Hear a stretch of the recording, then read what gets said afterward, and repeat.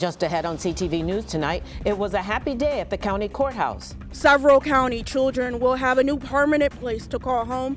I'm Katara Jones. I'll have all the details coming up on CTV News. Plus, some students will get to go to college for free. So now we're talking about impacting generations with this one award. Those stories and more up next on CTV News.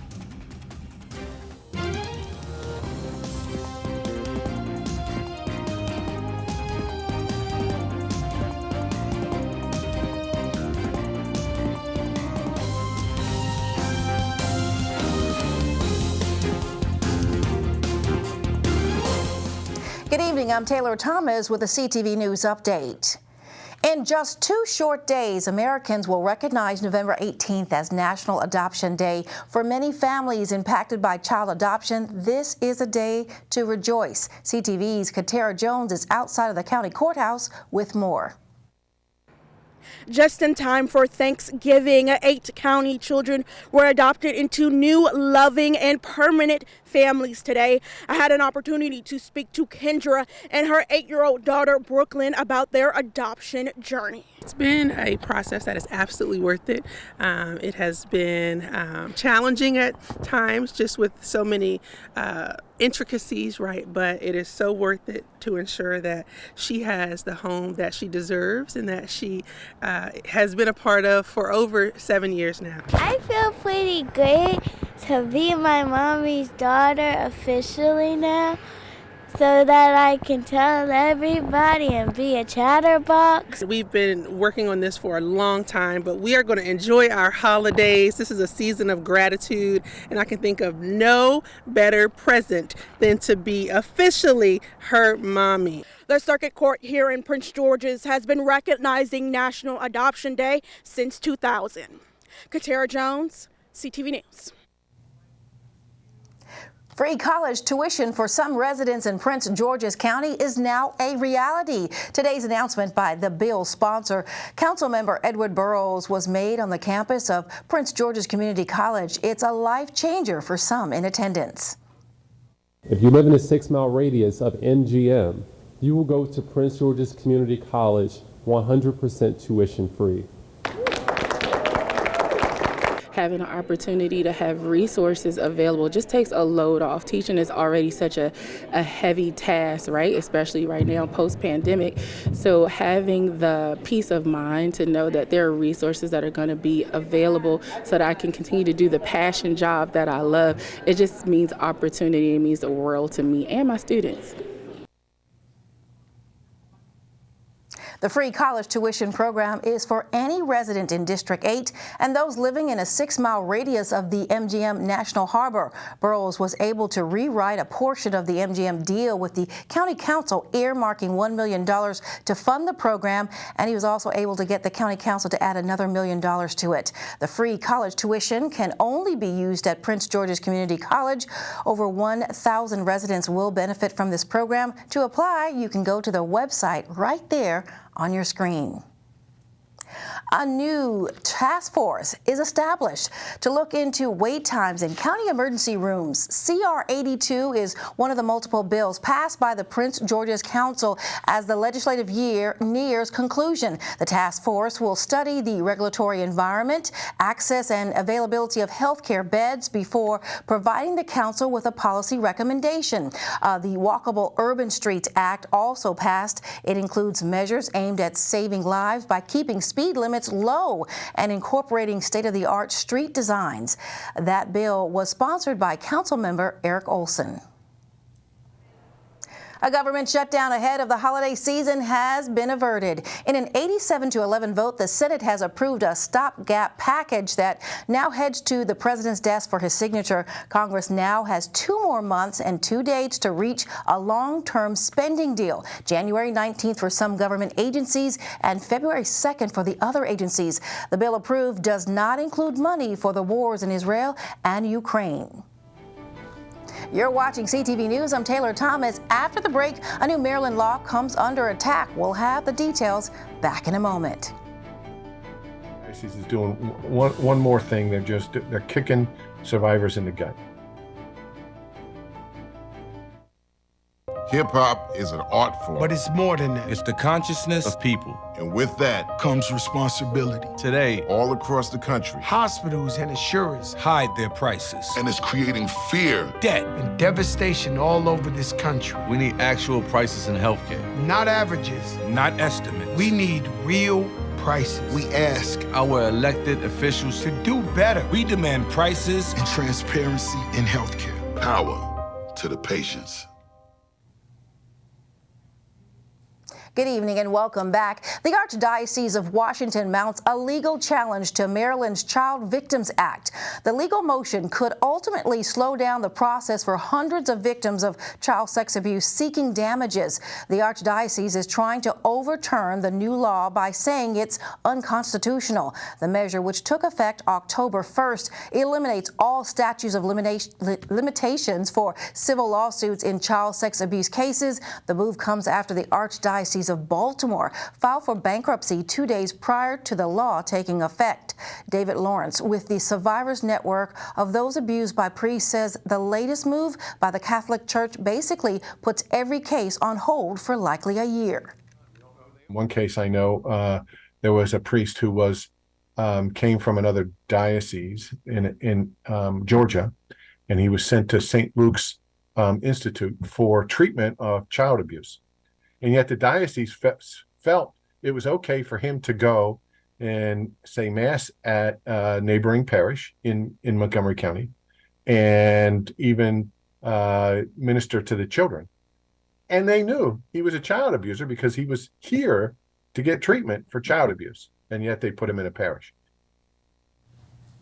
Even though Attorney General Anthony Brown is practicing Catholic, he says he will defend the constitutionality of Maryland's new child victims law.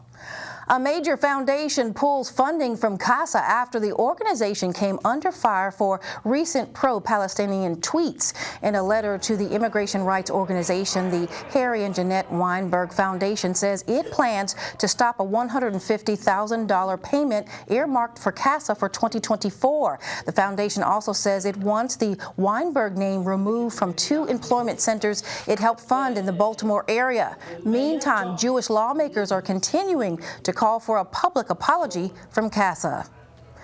A Tacoma Park attorney is nominated by President Biden to be the first openly LGBTQ judge in the 4th Circuit Court of Appeals. Nicole Berner currently oversees litigations on behalf of the Services Employment International Union in cases involving health care, civil rights, immigration, and more. Berner is one of 5 people Biden nominated to federal judgeship, including the first Muslim American on any circuit court. It's all a part of the administration's effort to diversify judicial selections. The nominees must be confirmed by the U.S. Senate.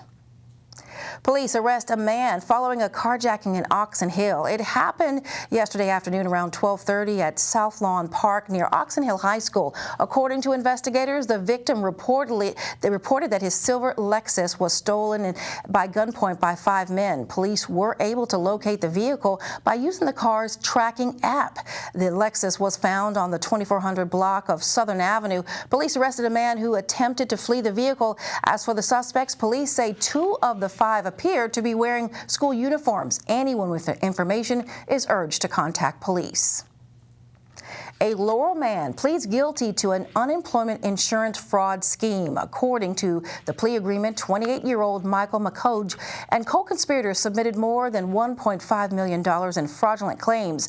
McCoge pleaded guilty to wire fraud, conspiracy, and aggravated identity theft. The conspirators impersonated victims to submit fraudulent claims for unemployment benefits in Maryland and California. McCoge faces a maximum sentence of 30 years in federal prison. And now Simon Buggs has our preview of Thursday's Sports Page. What's going on, sports fans? And coming up on your Thursday Sports Page, Georgetown men's basketball coach Ed Cooley gives his thoughts on the game his team played last night against Rutgers. Stay right there.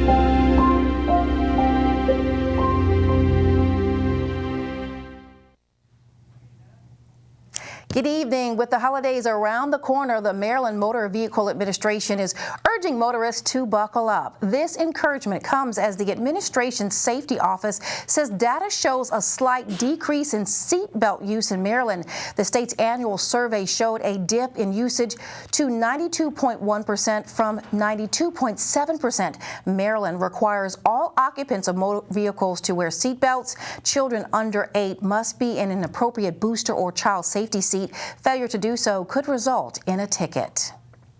If you're flying for Thanksgiving and you plan to take holiday food items with you, TSA is offering this advice on how to travel with food. If it is a solid item like baked goods, meats, cooked or uncooked, vegetables, mac and cheese, casseroles, then it can go through a TSA checkpoint. But if you can spill it, spread it, spray it, pump it, or pour it, and is larger than 3.4 ounces, then it should go in a checked bag. TSA says it expects to screen more than 30 million passengers during the 12-day Thanksgiving holiday period, which begins tomorrow. For more information on how to travel with your holiday food, you can download the free My TSA app, which has a link there that says, "What can I bring?" feature. All right, let's get a look now.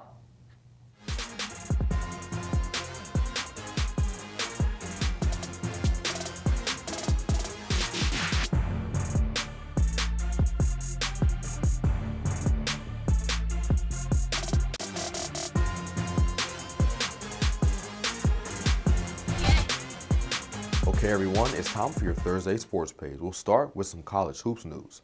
The Georgetown men's basketball team took the court for their third game of the season last night against Rutgers. But they were unable to come out on top, losing 71-60. This is the second game in a row the Hoyas have dropped, and head coach Ed Cooley says the team needs to do a better job of limiting turnovers and scoring the ball. Credit Rutgers. They did a great job, right? They got to 50-50 balls. Their press bothered us, indicated by the 20 turnovers. I don't think we attacked it the way we wanted to. This is our third game with this team, right? We didn't win the scoreboard today, but I thought we improved as a team. And I'm proud of our men. I'm really, really proud of our men. We have an opportunity to go home to play against, in our own building. Hopefully we can respond after losing 2 games in a row. We've got to find a way to take care of the ball and put the ball in the basket, as we haven't got to 70 points over the last 2 games. But our men will get there. I'm very, very proud of their effort. I'm proud of how hard we played. The Hoyas will be in action again versus Mount St. Mary's on Saturday. Switching gears to college football, the Terps football team snapped their losing streak this past weekend, defeating Nebraska 13-10. And the team's level of resiliency played a big role in them coming out on top against the Cornhuskers. The thing that jumps out to me is the team showed great resiliency throughout the course of the game, and a lot like the last 4 weeks where we hit a little turbulence, we found a way to win that game, and to me that was the biggest thing I took from it. It was much needed. I can tell you that the locker room and being able to get back on the winning track rejuvenated that locker room, and it's a testament to the players, their ability to continue to fight through even when things aren't going well. It's kind of what I thought this team had in it. Receiver Ty Felton spoke recently and touched on how players do a good job of encouraging one another throughout the season.